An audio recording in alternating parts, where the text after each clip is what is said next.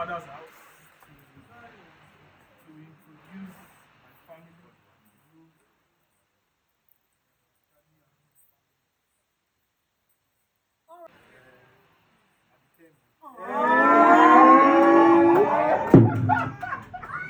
My only boy.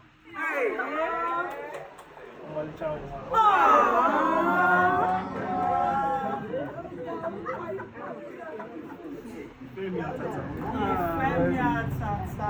Beautiful. And so, all right.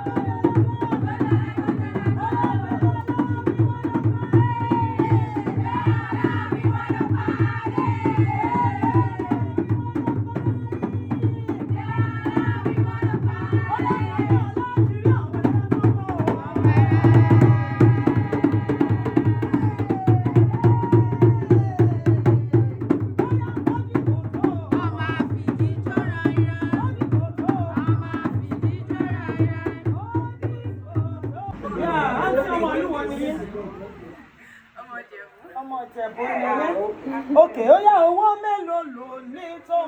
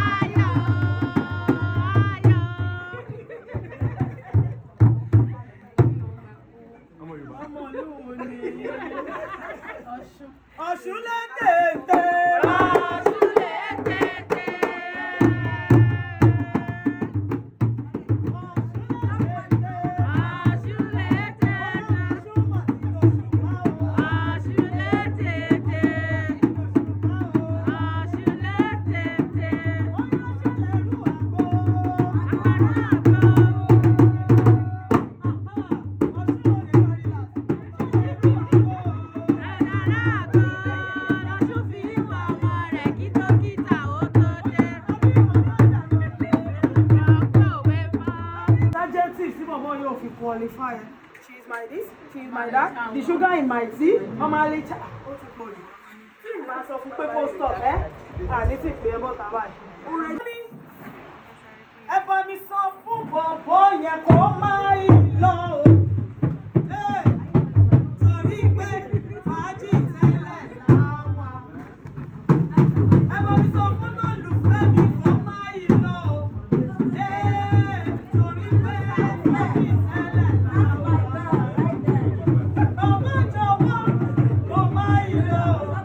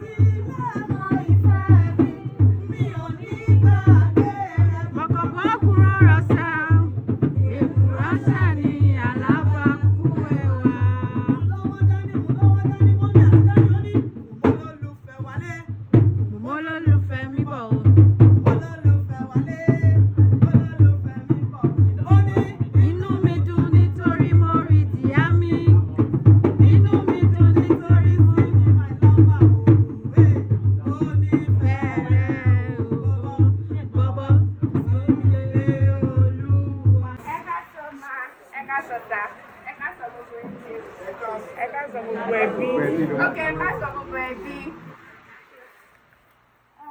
Orúkọ ọmọkùnrin tí wọ́n dúró sẹ́gbẹ̀ẹ́ mi. Osadolo Simileoluwa Aigbe is from Edo State. Ó wá láti Edo State. Benin.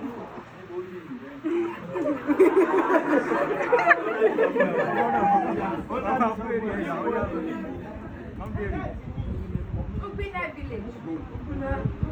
Ubina village.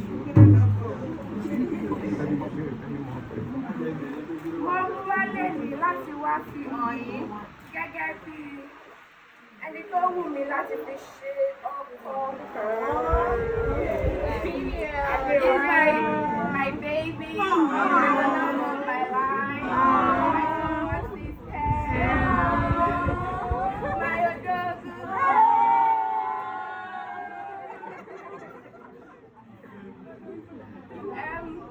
Màá dẹ̀ fẹ́ kí ẹ bá mi gbà tọwọ́ tẹsẹ̀ kẹ́jẹ́ kó darapọ̀ mọ́ ẹbí wa. All right, gbogbo ẹbí bàbá mi Bello ọmọ wa ta kan tó pẹ́ kọ́ ó ti mọ ẹni tó wù láti bá lo ìgbésí ayé ẹ̀ wá sínú ilé ó dẹ̀ ló ń wù òun láti pé kẹ́ ẹ dà pọ̀ mọ́ ọmọ tán mọ́mì dáàdì gbogbo ẹbí bàbá mi Bello kí lè sùn. Ẹ gbà tọwọ́ tẹsẹ̀ tí gbogbo ara àkírámánì títí dojú alẹ́ lẹ ẹ máa bára yín dalẹ́ insha Allah.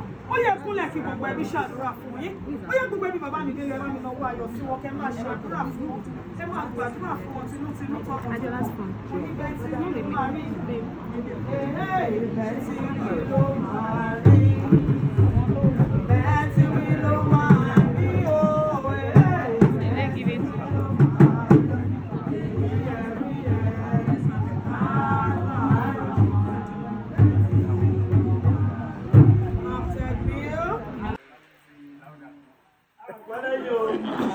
Increase the volume of your voice.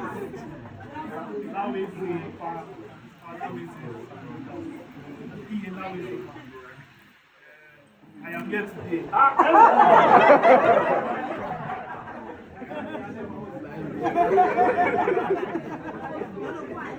I am here today to introduce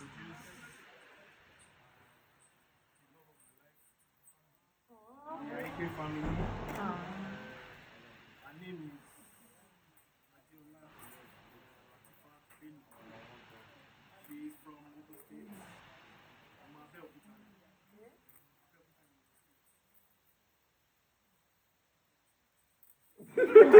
What do you want, the family? What do you want from I them? want my family to please accept her into our family as an Aike also.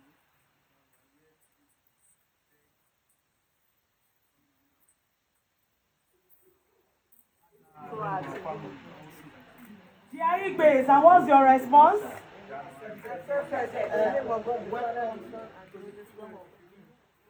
Daddy, say it again, say it again. Daddy, what did you say? Welcome to the kingdom of Benin. Welcome to the kingdom of Benin. Aha! Edo Kingdom. Oh yeah, the two of you. Say that they need that for you. You want to pray for them.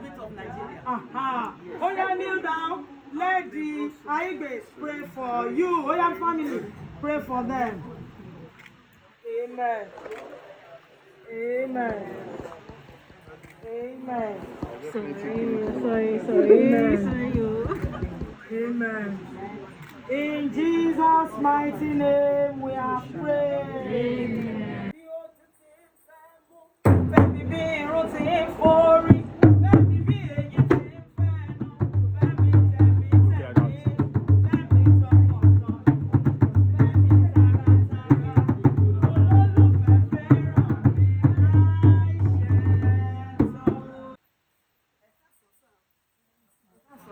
láìṣẹ́ ẹ̀ka sọ gbogbo ẹbí o. Olúwa máa wà pẹ̀lú yín o. Orúkọ mi ni Olúṣọlá Bọ́láńlé Àìgbé.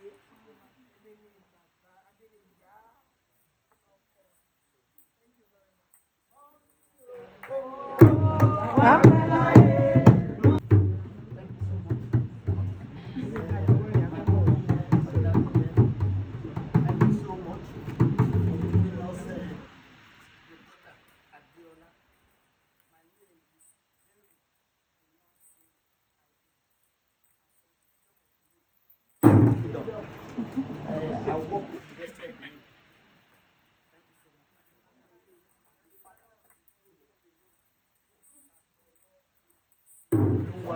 I will. Thank you, sir.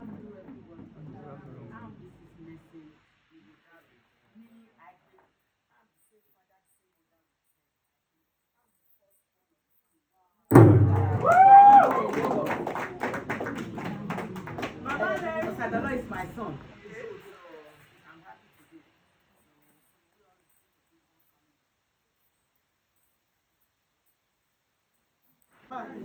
Ẹ káàsán gbogbo ẹbí, inú wa dùn láti wà níbí lọ́jọ́ tí o ní. Torí ìwé mímọ́ sọ fún akẹ́ni tó bá rí àwọn fẹ́. Nítorí ọ̀sás tó jẹ́ bébì mi tẹ́lẹ̀, wọ́n ti di gúrùmù báyìí tó ṣàwọn olóòtú ti dá ọ̀sás. Wọ́n ti di ọkùnrin tó inú mi dùn, ayọ̀ mi kún, ẹ pé ìwé mímọ́ ṣe mọ́ wa lára tó kó dúró pàdé. Ó lè gbàdúrà sí orin tó bá pàdé lẹ́yìn ìyá àbàkálẹ̀. I am Pastor Mrs.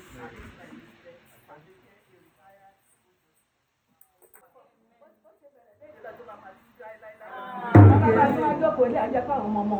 Bẹ́ẹ̀ ni o, àmín. Ìfẹ́ ti ṣe kò ní kí ìbàjẹ́. Ìgbà bá jókòó ilé ìrìn àti ṣe tí kò ní bàjẹ́. Ìjà tó wò lójú ọ̀dọ̀ tàbí máa ṣe máa ṣe. Àwọn ẹbí sùn wá bí wàlẹ̀. Adéọlá mò ń gbàdúrẹ́. Adéọlá mò ń gbàdúrẹ́. Ṣèwọ́ lọ́mọ olókìkí o tí wọ́n wí. Ìwọ́ lọ́mọ olókìkí o tí wọ́n sọ. Àpò sínú Adéọlá ò máa ń bí mi sáyé. Ọ̀rọ̀ rẹ̀ yóò dayọ̀. Ọ̀rọ̀ rẹ̀ yóò máa dùn. Alifasi alibamide. Bismillahirrahmanirrahim. Alhamdulillahi rabbil alamin. Arrahmanirrahim. Maliki yawmiddin. Iyyaka na'budu wa iyyaka nasta'in. Ihdinas siratal mustaqim. Siratal ladzina an'amta alaihim. Ghayril maghdubi alaihim waladdallin. Ẹ máa ń gbá Abẹ́òkúta oríṣiríṣi wọn àti wà bẹ́ẹ̀. Ẹgbá eré wa bẹ́ẹ̀. Àwọn Abẹ́òkúta ọmọ ṣe bàlá ṣe bàlá ṣe bàlá. Ọmọ ọkùnrin òní ká ló ń bọ̀ lọ́wọ́ ọ̀dọ̀ náà. Ọmọ dúró ń dákọ̀ ọmọ àkàrà wọn fẹ́ sàn dé wa. Tó ká ṣe lébi arọ ọmọ fún wa.